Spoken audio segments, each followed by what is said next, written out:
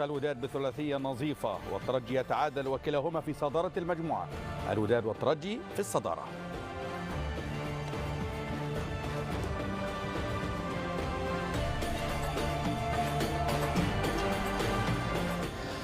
مرحبا بكم من جديد مشاهدينا الاعزاء، شكرا لزميل نوف الباشي. وهكذا الوداد يختتم مشوار دوري المجموعات بانتصاره اليوم على شبيبه القبائل بثلاثيه نظيفه ويتصدر قمه هذه المجموعه الاولى. الترجي يتعادل سلبيا مع شباب بلوزداد وايضا يبقى في صداره هذه المجموعه.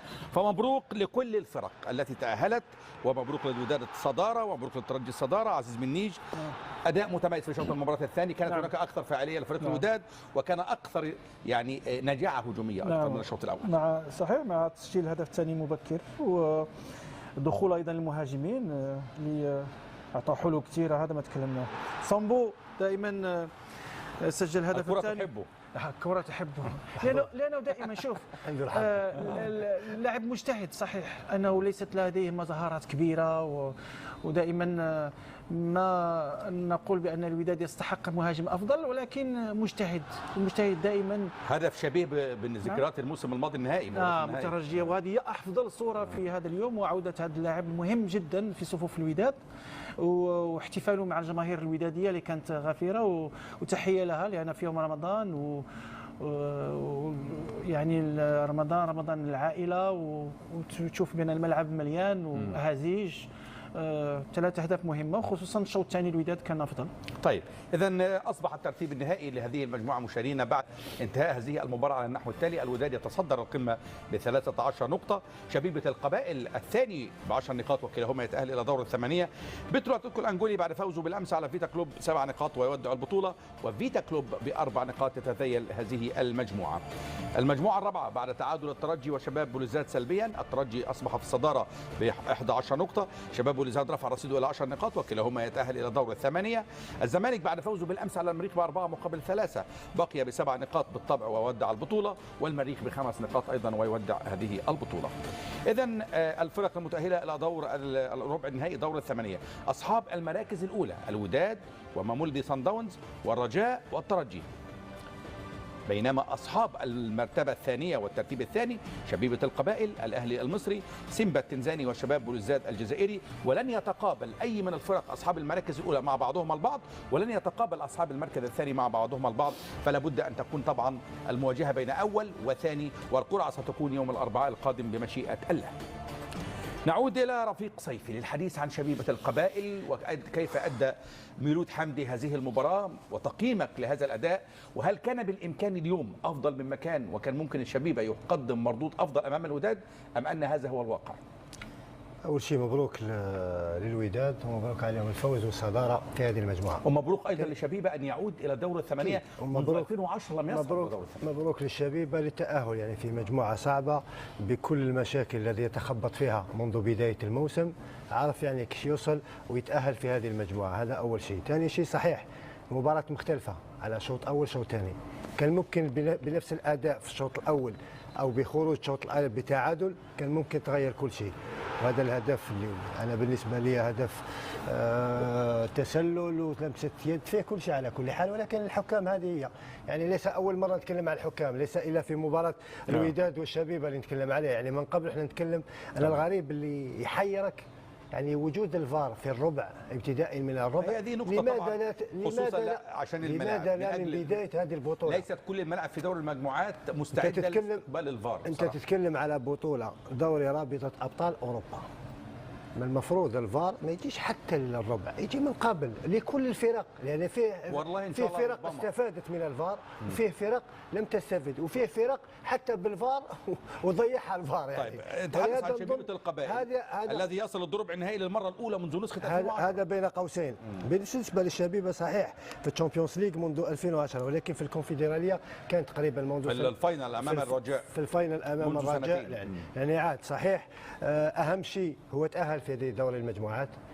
أهم شيء للشبيبة حاليا عاود يرجع في الدوري. تقريبا عنده 3 أو 4 مباريات متأخرة ممكن يرجع بالمستوى اللي قدمه، لانه عنده الامكانيات. عنده بعض اللاعبين صحيح مباراه اليوم فيها سيناريو مختلف. التغييرات كنا ننتظر في تغييرات تكون افضل، كنا ننتظر في سيناريو افضل. ممكن المدرب اتى بسيناريو في الشوط الاول وسيناريو الشوط الثاني، ولكن الشوط الثاني نظن ان المباراه قتلت في بدايه الشوط الثاني. الهدف الاول اللي تدخل فيه غرفه الملابس وانت متقدمين عليك بهدف ياثر فيك، تتقبل هدف في الدقائق الاخيره يعني فيه وعليه. زيد هدف ثاني في دخولك في الشوط الثاني مباشره تتقبل هدف ثاني، يعني نقدر نقول بعد الهدف الثاني انهار الشبيبه. حتى التغييرات يعني عندما تدخل وانت خاسر 2 بعض اللاعبين لم يعطوا الاداء اللي متعودين عليه. تعودتنا في شبيبه في المباريات الاخيره دائما تكون يعني مباراه مختلفه في الشوط الثاني، ولكن عندما تكون متعادله، عندما تكون متقدمه في هدف يعطيك هذيك الرغبه العزيمه، تبقى دائما منضبط، تحاول امال انهاء المباراه على كره ثابته على مرتده. ولكن هذه هي اهم شيء. صحيح تخسر مباراه ولكن متاهل. ديجا قبل المباراه كنا نتكلم على الفريقين كانوا متاهل، ولكن الصداره تعمل فرق. ولكن حتى الصداره حتى القرعه ممكن يعني القرعه لو تبحث. من اراد الفوز بالبطوله لا يهمه اول او ثاني. اكيد.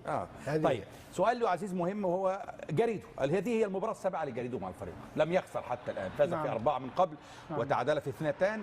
فاز اليوم بفوز اليوم اصبح فاز ب5 وتعادل في 2. تحسن الاداء الهجومي تماما مع جريدو منذ قدومه الى الفريق بشكل رائع جدا. تقييمك لكل هذه الارقام، هل وصل الى مرحله الاقناع ام لا؟ الصراحة عندما تدرب فريق بحجم الوداد وبالعناصر الموجودة اللي وفرتها الإدارة والجماهير، وهذه الجماهير اللي تؤازر الوداد البيضاوي، مع لكنك تقدم أداء مميز واختياراتك لازم تكون مميزة.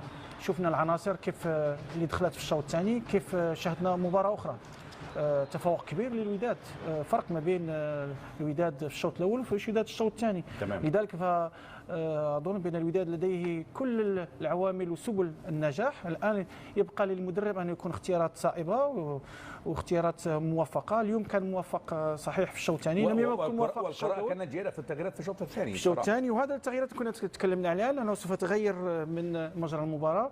الوداد في الاول كان محتاط وكان يلعب بحيطه وحذر، لكن لما دخلت الاسلحه كلها الهجوميه تغير. هذا اللاعب حيمود ايضا لاعب شاب صغير كان عنده جرأه كبيره في التصويب بعيد. جعدي عاد ايضا بعد غياب ايضا طويل. مؤيد اللافي دخل اعطى حلول في الهجوم وتحركات ايضا كبيره جدا، واعطى حلول للاعبي وسط الميدان. شوف لاعبين وسط الميدان دائما يحتاجون دائما الى محطات، ومحطات من يعطي المحطات ومن يعطي يلعب في المساحات هم المهاجمين وليس لاعبي وسط الميدان.